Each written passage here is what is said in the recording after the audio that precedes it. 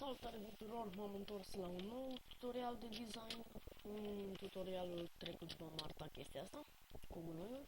În tutorialul acesta vreau să vă arăt cum să vă faceți un laptop. Cred că cam toți știu cum se face unul, dar în fine, mai fac o dată chestia asta. Ok, avem un loc până acolo să...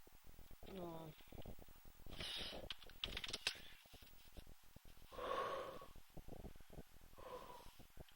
M-a luat cu inima. Facem locul ei, eu cu inima.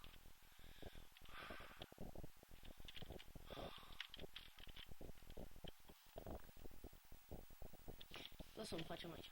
Ok, aveți nevoie de lespede din stejar, scări din lemn, semne, lut colorat dacă vreți, pictura este obligatoriu, mas de farmece dacă vreți. Ok, deci uitați. Facem așa, scăune la chip, se bate linie, cu shift-ul, 2 click, done, de click, done, știi că am apropiat, adică nimeni nu stă cu fața așa în ecran. Ok, deci aici, de fapt, ce să fac cu asta? Okay.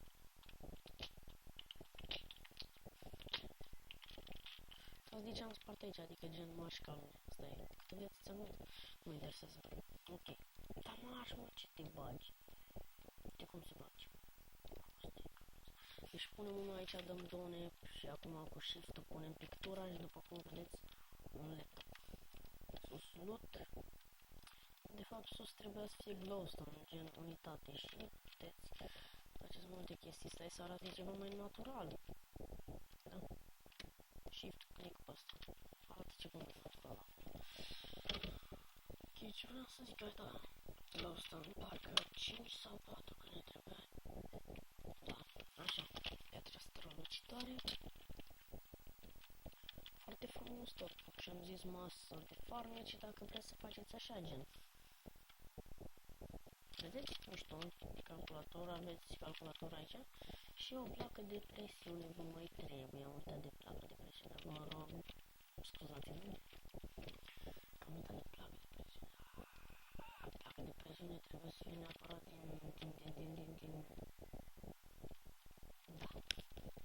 din material. Una, trebuie din smooth stone, acum trebuie din smooth stone, așa. Ok, smooth stone, nu putem dacă avem. Ok, luăm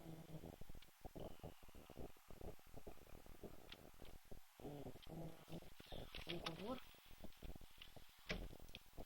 Așa frumușel. Păi arată mai sexy acum.